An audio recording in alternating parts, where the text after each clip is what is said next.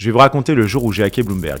J'ai commencé ma première expérience en tant qu'ingénieur en salle de marché. Ce stage, je l'ai réalisé pas parce que c'était mon domaine de prédilection, mais parce que j'étais passionné par finalement cet univers qui était pour moi très sombre, autour des gens qui faisaient beaucoup d'argent, autour des loups de Wall Street.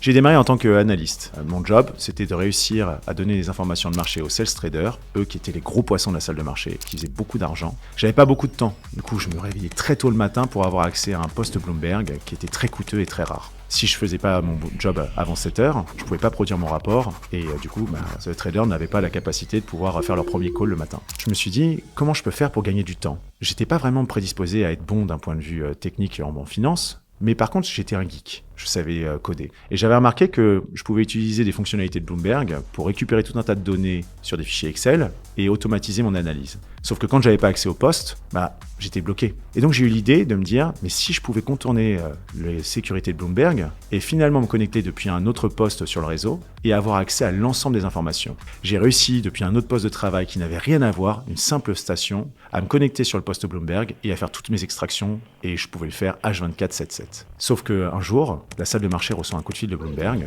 qui leur demande d'avoir la personne qui fait des scripting au sein de la salle. J'étais le seul geek, je me retrouve au téléphone avec eux. Et là, j'ai un gars au UK qui me dit que si je continue à faire ce que je fais, il va envoyer une facture pour des postes de travail supplémentaires et que ça va coûter énormément d'argent à mon employeur. Je me fais d'ailleurs convoquer par le patron de la boîte qui me dit que si je continue mes conneries, ça va très mal se passer parce que finalement, ce qu'il demandait, c'était plus que tout ce que j'allais pouvoir toucher pour mon stage ou même pour plusieurs années de stage, pour être très franc. Donc je me dis qu'il faut que j'arrête, mais néanmoins, j'étais trop content, j'étais trop fier de moi parce que j'avais réussi à contourner le système. Et là où j'étais incompétent finalement en finance de marché, par ce contournement, j'étais devenu compétent, j'étais devenu très efficient dans mon job. La grande moralité de cette histoire, c'est que parfois il vaut mieux capitaliser sur ses forces plutôt que de vouloir forcer sur des domaines de compétences que nous n'avons pas. Et souvent, on essaye d'exploiter là où on est mauvais, alors qu'en exploitant là où on est très fort et très compétent, on en devient efficient. Et ce qu'on nous demande dans une entreprise, c'est d'être efficient. C'est pas d'être compétent là où on ne l'est pas.